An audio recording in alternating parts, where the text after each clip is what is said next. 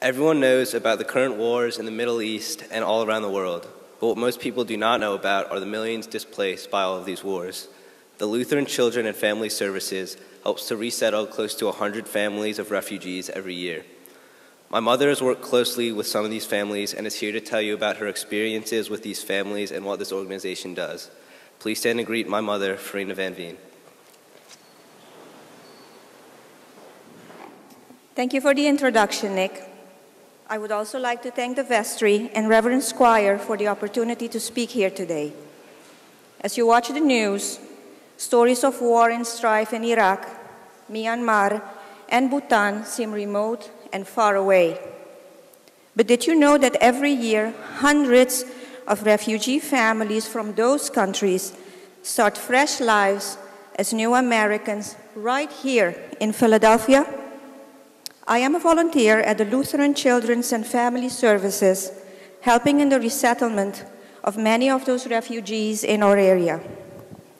I have mainly worked with newly arrived Iraqis.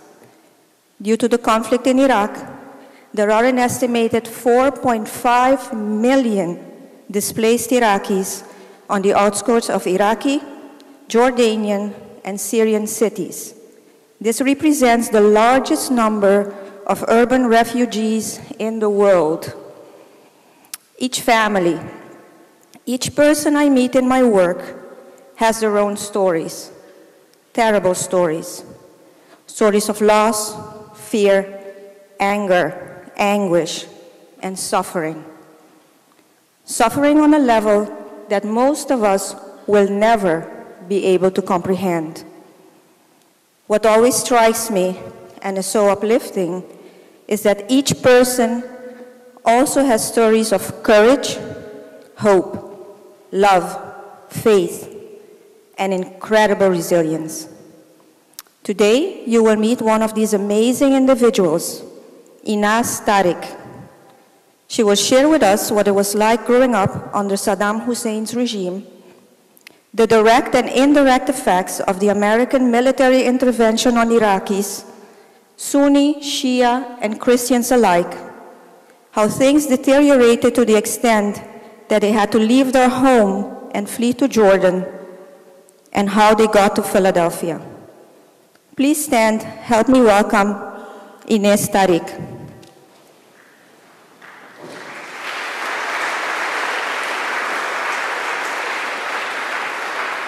Thank you very much. Please be seated. My name is Tariq. I was born and raised in Baghdad, Iraq. And I had a very normal, happy life back there. I had my family, my parents and my brothers. And everything was just fine. I have a lot of friends, and we would go to school, then have fun, meet each other, go to parties, and everything was just fine. I never had to worry about anything. My parents had their jobs, so everything was just like available for me.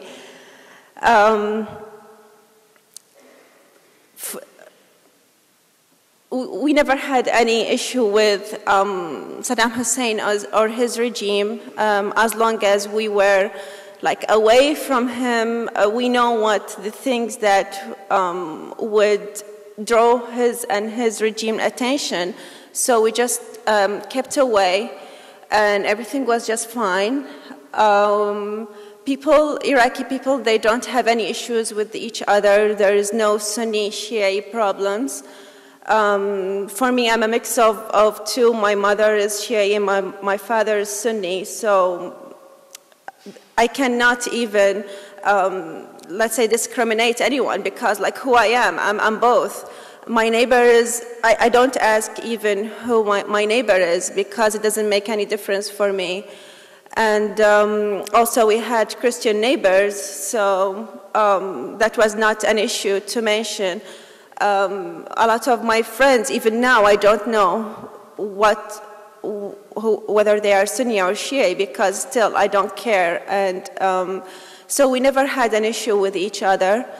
And as I said, no issue with Saddam Hussein's regime, so everything was just fine until we started hearing about the war that is going to occur soon, and we didn't know even when was that going on.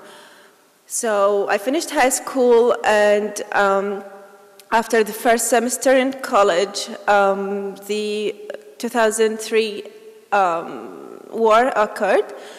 And that was very, very scary because like all the bombings and all the missiles that were hitting Baghdad. And I was trying to show my family that I'm so brave, and I didn't want them to feel that I'm scared, because I know they were worried for me. So that was like kind of double the pressure on me, because I was scared, but I was trying to show that I'm really strong, and so I was like really suffering.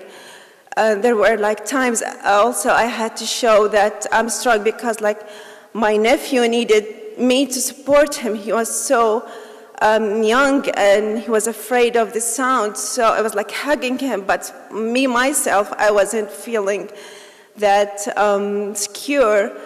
So that was not easy, and we had to leave Baghdad for a while, because I think all the focus in the strike was on Baghdad.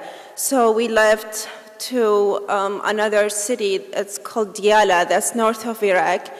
And there I saw how much I'm blessed to have my family and the house I live in, because it was a small city. And we didn't even live in the city. We left in like a small village. So like the whole house would be only one room, and everyone was sharing this room. So that was a good time for me to see how blessed I am, how good things I have. I think my bedroom was bigger than their whole house, so that was a good time for me to appreciate what I have.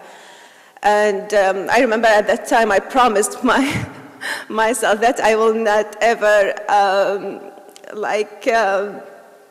well, I won't say like, oh, I don't like this or something. I will just thank God for whatever I have. We lived there for 3 weeks, and I was just longing to go back to Baghdad and to my house. So when the news announced that the United States Army took over Baghdad and Saddam Hussein regime fell, I remember I was so happy, first of all, because I'll go back to home, and also because I thought things will get better. We will be open to the world, because like at that time, at Saddam Hussein's regime, this is the only thing I wanted, is to be open to the world, to see what's going on outside the world, to travel and meet new people. So I thought this is going to happen. I was so excited, but I know my mother was crying and said, there's a lot you don't know. There are a lot of things are going to go on, and you'll need to work harder to make things better. It's not going to be good just because Saddam Hussein is gone.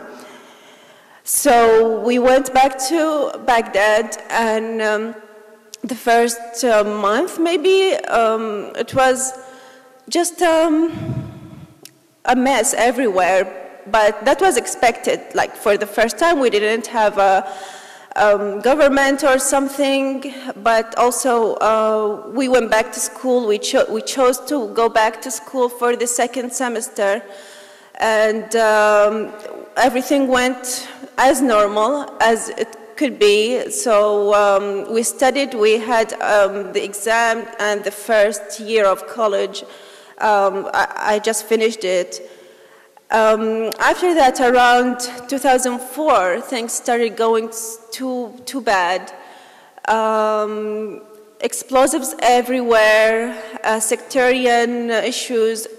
People are killed. We don't know who killed them or for what reason. I started being very concerned about, especially my brother, because he's young and he would go to work, and we noticed that the people who are being killed mainly when they see someone is successful and like drawing attention, they try to, this person should be killed just because, you don't know, they are jealous from him, we didn't know anything. So I was being very concerned about my brother's safety. He also started working for some US companies back in Iraq, and so some people thought that he is like traitor, so that was one issue. I kept going to school. I had 3 years left to finish my bachelor's degree, so I was just going to school, going back home. There is no way there is social life or like just like the old days to hang out with friends or something. Until I think 2004, the end of 2004, my mother was driving on a bridge and there was an explosion under the bridge and her car got like, it was junk, and we don't know how my mother survived. It's just like because God wanted to give her another life and another chance. And when I got the call, I was in the college, and they told me what's going on, and they told me like, she's okay. I never thought she'll be okay. I thought that they're just telling me that so that I go home without being so worried. I kept thinking maybe her arm was gone or her eye or something, and when I saw her, and really nothing wrong happened to her, I couldn't believe that. And also it made me appreciate how much, or know how much I love her, and I like think of all the things I did or said before. So every time something happened to me, it made me think of the good things I have. So after that, we started thinking that we should leave, mainly because of, as I said, my brother and what happened to my mother. So we decided that we'll leave after I finish my bachelor's degree. That was in 2006. We left first to Syria, thinking that we'll go to the Canadian embassy and apply for an immigrant visa for my brother at least so that he can go. We went there. There was a war already going on in Lebanon, so the whole Middle East wasn't kind of settled. So the embassy was closed, and we decided that we are going to apply through the Canadian embassy in Jordan. So we went, took a flight from Syria to Jordan, and at the airport they said, we cannot admit you to Jordan because we have a lot of Iraqis now and you have to go back. So we spent the night at the airport, then we went back to Syria and back to Iraq. After 2 months, my father left to Jordan. That was December 2006. And my mother and I followed him, and my brother stayed home because it was still the same issue. Even when we left to Jordan, we were not sure that we are going to be admitted. So we went through the, we traveled and they admitted us, but without my brother. Then my brother tried to come in, that was December 30th, I guess, or 31, and it was the same day as Saddam Hussein was killed or hung out or something. And so the Jordanian borders were closed and no one was admitted to Jordan. So again, he spent the night at the airport and he went back to Iraq. Then he tried to come again and they said, no, you're not going inside Jordan, you have to go back. So he spent another time in the airport. The problem with Jordan is that there is no visa to get before you go. You have to get that visa in the airport, and it depends on the officer if he will admit you or not. So my brother spent three times or 3 nights in the airport. Then we went through some people we know who introduced us to a former prime minister in Jordan, and he facilitated the entrance of my brother. So it took like 6 months to be reunited with my brother in Jordan. Then we applied to, we were living in Jordan kind of illegally. We stayed there for 18 months. Only 3 months of them were legal residents. Other than that, they asked us to go back to Iraq, but it was not an option for us. We didn't want to think about it. So we applied for the United Nations, and after 2 months of the time we applied, they said the United States wants to take you as refugees, and it was a big shock for us because we were not thinking of it. We thought that we were staying in Jordan. But they said you have like 10 minutes to decide if you want to sign these papers and go to the United States, or we cannot protect you. You might be kicked off of Jordan because you are staying here illegally. So we signed these papers, and it took a year for the application to be processed. And we came to the United States, to Philadelphia, and we started our resettlement here. It's not an easy process at all to be settled in a place, a whole different culture, different language. It's not even the same alphabet. Nothing is the same. So it was really hard. The Nationality Service Center, a group who sponsored us, they helped us find a home, but like they couldn't help find a job. So, and we didn't know where to look for a job. We didn't know anyone. We didn't know where to go to get to like an internet or phones or anything. So it took a while. It's been 3 years for me here. I still have some times that I find very hard. Sometimes I think of going back, but again, I feel that I should be strong because I know my parents are looking at me. My sister, my brother are looking at me. They want to take some courage and support from me. So that's what's keeping me going on, that I really should be strong so that the rest of the family take their strength from me.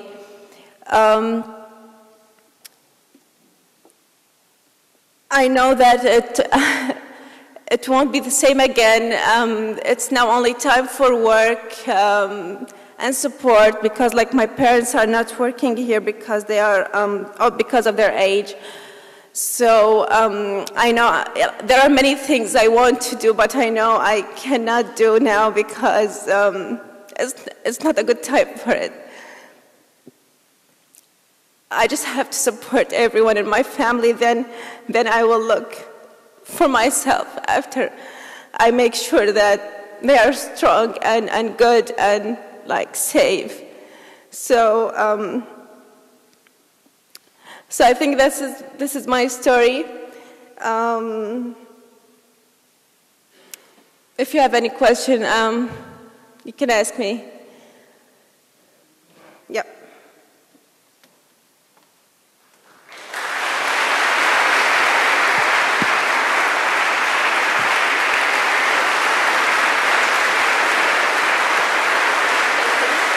Thank you. Thanks. Is it working?